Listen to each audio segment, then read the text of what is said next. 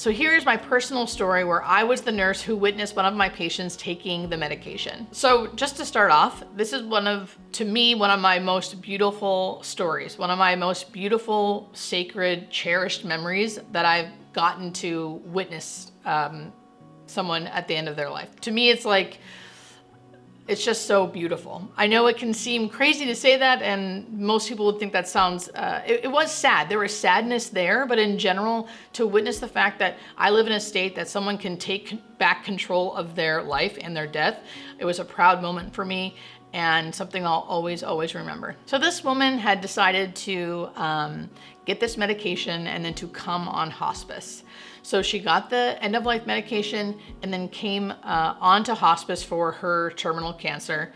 And I was going to be the admitting nurse. So since I was the admitting nurse, her and the family asked, hey, can you also be there for when I take this medication, just to make sure everything goes as planned and you can just help us? Now, I will say in general, a nurse does not have to be there. It can be as personal and private as you want it to be. Some people want a nurse, some people don't want a nurse. And also, you can always get this medication and then never take it.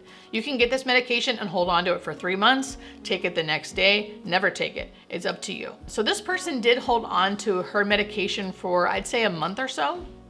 And then once they got their affairs all in order and decided how they wanted to do it and what they wanted to do, they chose a date and had me come over. When I got there, they were with their parents because they were younger, their friends, and their significant other.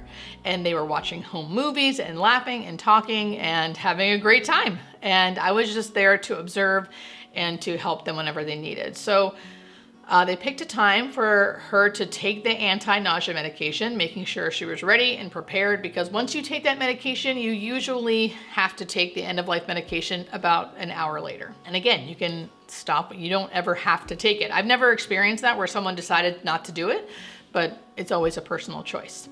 So within an hour, the person mixed the medication herself and then drank it really quickly, had some sorbet to help with the taste, and jokingly said bye to all of her loved ones. And her loved ones all laughed, and she laughed and I laughed. It was ironically a funny moment.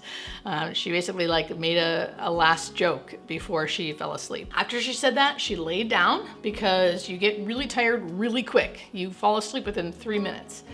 And I just remember seeing her lay down and her loved ones envelop her and just saying, I could cry right now. And we're just saying, I love you and thank you for loving me. And just a bunch of sweet nothings, like a cocoon of love around this person who was about to die.